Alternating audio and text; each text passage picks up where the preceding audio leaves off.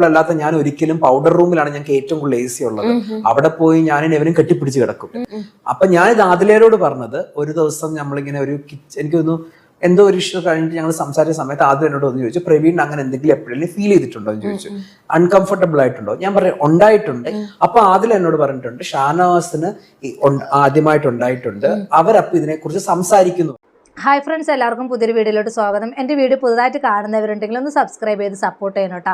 ഇപ്പോൾ നിങ്ങളുടെ പ്രവീണിൻ്റെ വീഡിയോ കണ്ടതുപോലെ തന്നെ ഈ ഒരു വിഷയം ആദിലയും അതുപോലെ തന്നെ ഷാനവാസും നേരത്തെ ഈ ഒരു ഇതിനെക്കുറിച്ച് പ്രസ്താവന നടത്തിയിട്ടുണ്ടായിരുന്നു. നെവിനെ കുറിച്ച് പ്രസ്താവന നടത്തിയിട്ടുണ്ടായിരുന്നു. നെവിൻ ഷാനവാസിനോട് മോശമായി പെരുമാറി എന്നുള്ള തരത്തിൽ ആദിലയോട് ഷാനവാസ് പറഞ്ഞിട്ടുണ്ടായിരുന്നു. അങ്ങനെ അവർ ഒരു വിഷയം ഉണ്ടായിട്ടുണ്ടായിരുന്നു. അത് ഈ ഇടയ്ക്ക് ആ ഒരു പരിപാടിയിൽ അവരുടെ എന്തോ ഒരു ഇതിൽ പറയുന്നുണ്ടായിരുന്നു. അപ്പോൾ അതിൻ്റെ അടിസ്ഥാനത്തിൽ ഇപ്പോൾ പ്രവീൺ പുറത്ത് വന്നപ്പോൾ സംസാരിച്ചതാണ് ഇപ്പോൾ നിങ്ങൾ കണ്ടത്. അതുപോലെ തന്നെ നെവിൻ ഒരു പ്രത്യേക ക്യാരക്ടറാണ്. അതിനകത്ത് കാണിക്കുന്നതൊക്കെ നമുക്ക് കാണാം. നെവിൻ എന്താ പറയുക, ആണുങ്ങളോടൊരു ഇതായിട്ട് കാണിക്കുന്നുണ്ട്. അതുപോലെ തന്നെ ഇന്നലത്തെ എപ്പിസോഡിലാണെങ്കിലും അനീഷ് പറയുന്നുണ്ട്, പേഴ്സണലി എനിക്ക് അങ്ങനെ ഒന്നും ഫീൽ ചെയ്തിട്ടില്ല, പക്ഷേ ഷാനവാസിന് അങ്ങനെ തോന്നിയത് കൊണ്ടായിരിക്കും ഷാനവാസ് അങ്ങനെ പറഞ്ഞത് എന്ന് പറയുന്നുണ്ട്.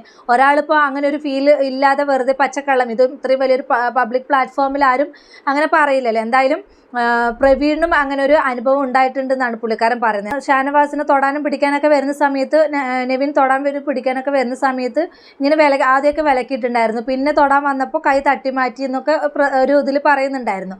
ഓപ്പൺ നോമിനേഷനിൽ പറയുന്നുണ്ടായിരുന്നു. ഓപ്പൺ നോമിനേഷനിൽ ആദിലയാണ് ഇത് ഫസ്റ്റ് പറയുന്നത്. അതിന് ശേഷമാണ് ഷാനവാസ് വന്നിട്ട് പറയുന്നത്. ഇവരല്ലാതെ തന്നെ ഇതിന് സംസാരിച്ചിട്ടുണ്ടായിരുന്നു. അപ്പോൾ ഇത് എന്തെങ്കിലും ഒരു കാരണമില്ലാതെ ഇവരെന്തായാലും ഇതിനെക്കുറിച്ച് പറയില്ലല്ലോ. എന്തായാലും ഇങ്ങനെയൊക്കെ അനുഭവങ്ങൾ ഷാനവാസിന് ഉണ്ടായിട്ടുണ്ടായിരുന്നു. ആ അനുഭവങ്ങൾ അത് ഷാനവാസ് അവിടെ പറയുന്നുണ്ട്. അപ്പോൾ ഷാനവാസ് പറയുന്നതിന് മുമ്പേ ആദിലയാണ് അവിടെ പറയുന്നത്. എന്തായാലും പുറത്ത് വന്നതിന് ശേഷം പ്രവീണും ഈ ഒരു കാര്യത്തിനെ കുറിച്ച് കൂടുതലായിട്ട് പറയുന്നുണ്ട്. അപ്പോൾ ഷാനവാസും അതുപോലെ പ്രവീണും ഇങ്ങനൊരു അനുഭവം ഉണ്ടായിട്ടുണ്ടെന്ന് തന്നെ അവർ പറയുന്നുണ്ട്. ആ ഒരു ഓപ്പൺ നോമിനേഷനിൽ പക്ഷേ പ്രവീൺ അവിടെ ഉണ്ടായിരുന്നില്ല. പ്രവീൺ ഉണ്ടായിരുന്നെങ്കിൽ പ്രവീണും അപ്പം അന്നേരം ആ ഒരു ടോപ്പിക്കിനെ കുറിച്ച് അവിടെ സംസാരിക്കുമായിരുന്നു. പക്ഷേ ആ ഒരു സമയത്ത് പ്രവീൺ എവിക്റ്റഡായി പുറത്ത് പോവുകയായിരുന്നു ചെയ്തത്. പക്ഷേ പ്രവീണും ഈ ഒരു പ്രസ്താവന നടത്തി കഴിഞ്ഞാൽ എന്തായാലും നെവിൻ്റെ ചീട്ട് കീറുക തന്നെ ചെയ്യുമെന്ന് തന്നെ പറയാം. അത്രത്തോളം ഇതായിട്ടാണ് നമുക്ക് തന്നെ തോന്നുന്നുണ്ട്. നെവിൻ്റെ ഓരോ ബിഹേവിയർ കാണുന്ന സമയത്ത് എന്തൊക്കെയോ ഒരു പ്രോബ്ലമായിട്ട് നമുക്ക് തന്നെ ഫീൽ ചെയ്യും.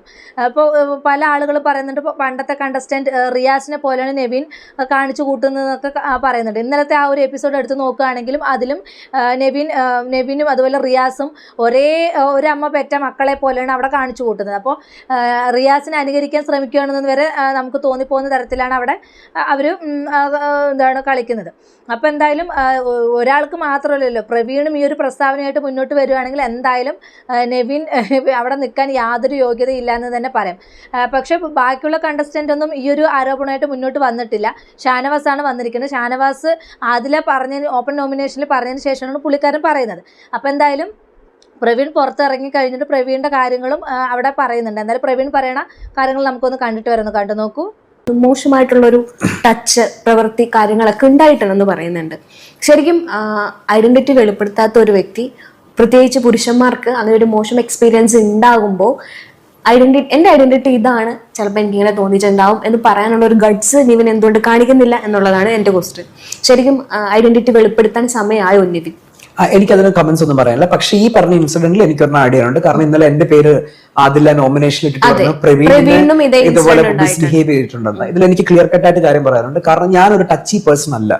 ബേസിക്കലി ആൾക്കാർ എന്റെ കംഫർട്ടബിൾ അല്ലാത്ത ആൾക്കാർ എന്നെ പെട്ടെന്ന് ടച്ച് ചെയ്യുന്നതോ അല്ലെങ്കിൽ അവരെന്റെ മടിയിരിക്കുന്നതോ എനിക്ക് കംഫർട്ടബിൾ ആയിട്ടുള്ള ആളല്ല. കാരണം അങ്ങനെ അത്ര ഫിസിക്കൽ ഇന്റിമസി എനിക്ക് സ്ട്രേഞ്ചേഴ്സുമായിട്ട് പറ്റില്ല. അപ്പൊ ഞാൻ വീട്ടിൽ ചെന്നിട്ട് 1-2 ദിവസത്തിനുള്ളിൽ ഞങ്ങൾ ഒരുമിച്ച് ബെഡ് ഷെയർ ചെയ്യുന്നതാണ്, ഒരുമിച്ചാണ് നടക്കുന്നതൊക്കെ. അപ്പൊ അവനെന്ന് പറഞ്ഞാൽ പെട്ടെന്ന് ഹഗ് ചെയ്യും, ചിലപ്പോൾ മടി കയറി പെട്ടെന്ന് ഇരിക്കും, കിടക്കുവാണെങ്കിൽ പെട്ടെന്ന് കിടക്കുകയൊക്കെ ചെയ്യും. അപ്പൊ എനിക്കത് അൺകംഫർട്ടബിൾ ആയിരുന്നു ആദ്യം. പക്ഷെ അത് ഒരിക്കൽ പോലും മറ്റൊരു ആംഗിളിലൂടെ അല്ല. എന്റെ അടുത്ത് ടച്ച് ചെയ്താലേ എനിക്കത് ബുദ്ധിമുട്ടാണ്. നിങ്ങൾ ആരും എനിക്ക് എത്ര അറ്റാച്ച് അല്ലാത്ത ആൾ ടച്ച് ചെയ്താലും എനിക്ക് ബുദ്ധിമുട്ടാണ്. അല്ലാതെ വേറൊരു ആംഗിൾ അതിനില്ല. അത് ഞാൻ നെവിനോട് പറഞ്ഞിട്ടുണ്ട്, നെവിൻ ഇങ്ങനെ എനിക്ക് ബുദ്ധിമുട്ടുണ്ട്. അപ്പൊ അവൻ പറഞ്ഞാൽ അങ്ങനല്ല, ഇങ്ങനെയാന്ന് മനസ്സിലായി. പക്ഷെ ഓവർ ദ പീരീഡ് അവനുമായിട്ട് ഞാൻ കണക്റ്റഡ് ആയപ്പം എനിക്ക് മനസ്സിലായത് അയാളുടെ ലവ് ലാംഗ്വേജ് ആണ്. കാരണം ഇഷ്ടമുള്ള ആൾക്കാരെ പെട്ടെന്ന് ഹഗ് ചെയ്യും, കിസ് ചെയ്യും, ചിലപ്പോൾ ഓടി ഒന്നും നമ്മൾ ബെഡിൽ കിടക്കുമ്പോൾ നമ്മുടെ മണ്ടയ്ക്ക് വന്ന് കിടക്കും. പിന്നെ അവൻ അങ്ങനെ ഒരു ലാംഗ്വേജ് ഉണ്ട്. അത് വന്നിട്ട് ചുമ്മാ ഒന്ന് കെട്ടിപ്പിടിച്ച് കിടക്കും, തലയിൽ പോകും, അങ്ങനെയൊക്കെ പ്രശ്നങ്ങൾ അതിനുമായിട്ട്. അപ്പൊ ഞാൻ ഇത് ആദിലയോട് പറഞ്ഞത്, ഒരു ദിവസം നമ്മളിങ്ങനെ എനിക്കൊന്ന് എന്തോ ഒരു ഇഷ്യൂ കഴിഞ്ഞിട്ട് ഞങ്ങൾ സംസാരിച്ച സമയത്ത് ആദ്യം എന്നോട് ഒന്ന് ചോദിച്ചു, പ്രവീൺ അങ്ങനെ എന്തെങ്കിലും എപ്പോഴെങ്കിലും ഫീൽ ചെയ്തിട്ടുണ്ടോ എന്ന് ചോദിച്ചു, അൺകംഫർട്ടബിൾ ആയിട്ടുണ്ടോ? ഞാൻ പറയാം ഉണ്ടായിട്ടുണ്ട്. ഇനിഷ്യൽ ടൈമിൽ 1-2 ദിവസത്തിനുള്ളിൽ ആ ഫിസിക്കൽ ഇന്റിമസി എനിക്ക് ഒത്തിരി ബുദ്ധിമുട്ടുണ്ട്, പക്ഷെ ഇപ്പൊ എനിക്ക് കുഴപ്പമൊന്നുമില്ല, ഞാൻ അത് അവനോട് പറഞ്ഞിട്ടുണ്ടെന്ന് പറഞ്ഞു. അപ്പൊ അതിൽ എന്നോട് പറഞ്ഞിട്ടുണ്ട് ഷാനവാസിന് ആദ്യമായിട്ട് ഉണ്ടായിട്ടുണ്ട്, അവരപ്പൊ ഇതിനെക്കുറിച്ച് സംസാരിക്കുന്നു പറഞ്ഞു. അപ്പൊ പ്രവീണിന്റെ പേര് പറഞ്ഞോട്ടെ എന്ന് ചോദിച്ചു. ഞാൻ പറയാം എന്റെ പേര് പറയണ്ട, കാരണം എനിക്കിപ്പോ പ്രശ്നമൊന്നുമില്ല. പ്രശ്നം ഉണ്ടായിരുന്ന ഞാൻ എവിനോട് ഓൾറെഡി പറഞ്ഞിട്ടുണ്ടോ എന്നറിയില്ല.